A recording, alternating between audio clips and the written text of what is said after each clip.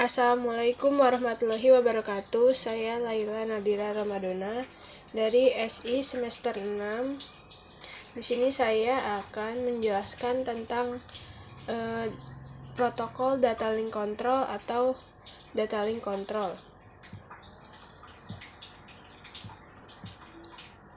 Data link control yaitu lapisan kontrol pada sebuah perangkat komunikasi yang menyediakan fungsi seperti flow control, pendeteksian kesalahan, dan kontrol kesalahan. Konfigurasi data link ada 3 sifat yang membedakannya. Yang pertama ada topologi. Topologi adalah suatu data link yang menyatakan pengaturan fisik dari stasiun pada suatu link. Ada 2 konfigurasi topologi, yaitu point-to-point dan multi-point. Kemudian ada duplexity. Duplexity ini suatu link yang menyatakan arah dan timing dari aliran sinyal. Jenis-jenis duplexity yaitu ada simplex transmission atau aliran sinyal yang selalu dalam satu arah. Contohnya hubungan komputer dengan printer. Kemudian ada half duplex link, yaitu dapat mentransmisi dan menerima tidak secara simultan. Kemudian ada full duplex link, yaitu 2 stasiun dapat mengirim dan menerima data satu terhadap yang lain secara simultan. Kemudian ada yang ketiga sifatnya, yaitu line discipline. Line discipline ada mode half duplex, hanya satu stasiun yang dapat mentransmisi pada suatu waktu, baik dari mode half duplex atau full duplex. Suatu stasiun hanya mentransmisi jika mengetahui bahwa receiver telah siap untuk menerima. Sini ada half duplex dan full duplex.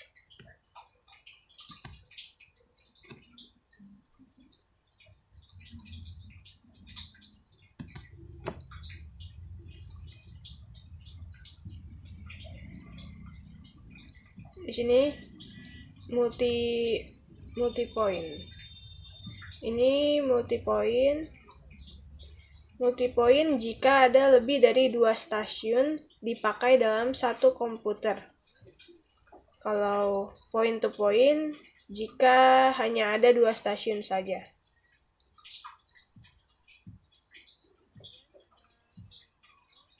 Kemudian ada flow control. Flow control adalah suatu teknik untuk menjamin bahwa entitas pengirim tidak akan membanjiri data kepada entitas penerima.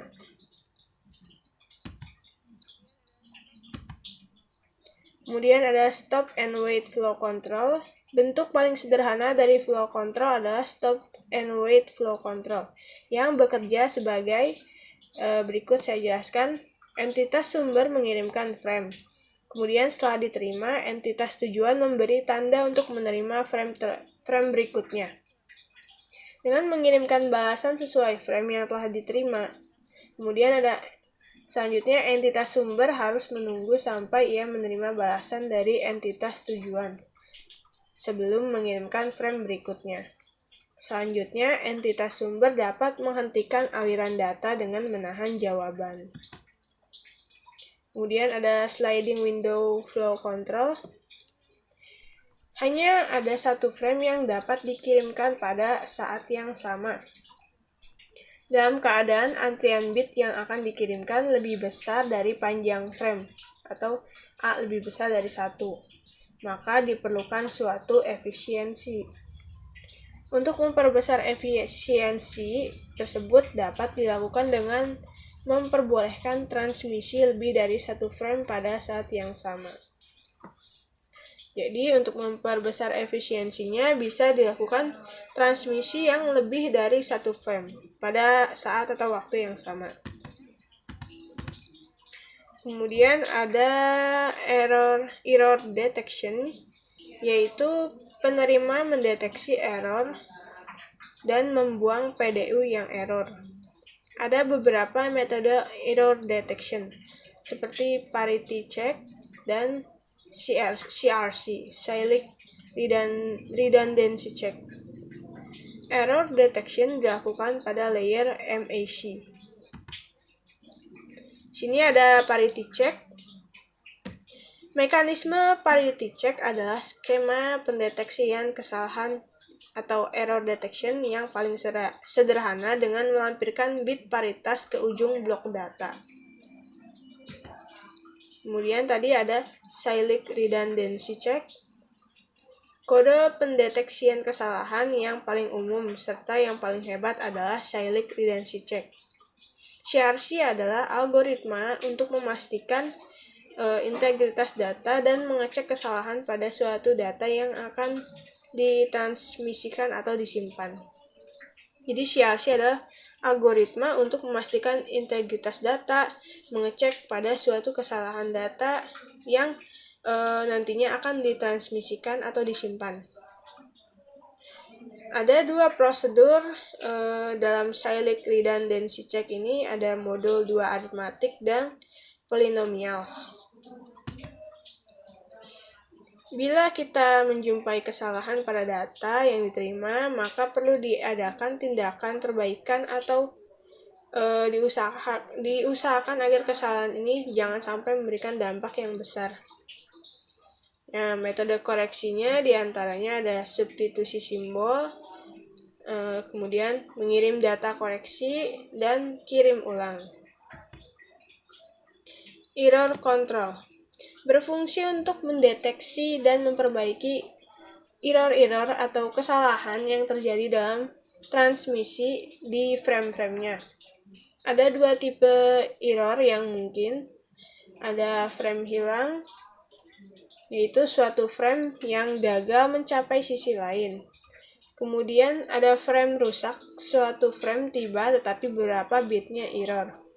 Jadi perbedaan frame hilang dan frame rusak itu, kalau frame hilang, framenya gagal mencapai sisi yang lain gitu.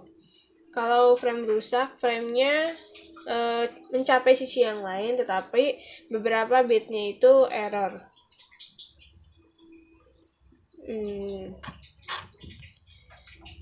Teknik-teknik untuk error control saya jelaskan. Ada deteksi error, biasanya menggunakan teknik CRC yang tadi.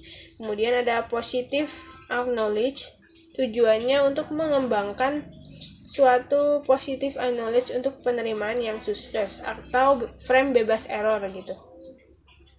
Kemudian transmisi ulang setelah waktu habis.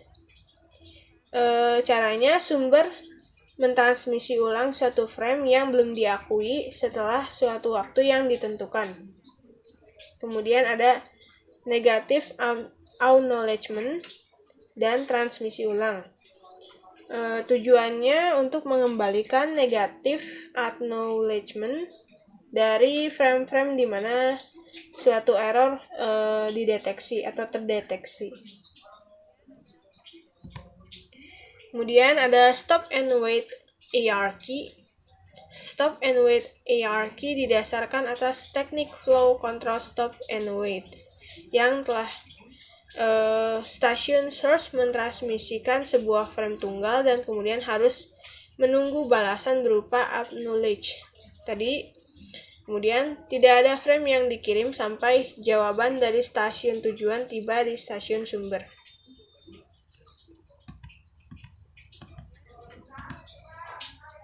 Kemudian ada go back and hierarchy. Go back and hierarchy adalah bentuk pengkontrolan kesalahan didasarkan atas teknik kontrol arus sliding window. Dalam metode ini, stasiun bisa mengirimkan deretan frame yang diurutkan berdasarkan suatu modul bilangan. Jumlah frame balasan yang ada ditentukan oleh ukuran jendelanya menggunakan teknik kontrol arus jendela penggeseran.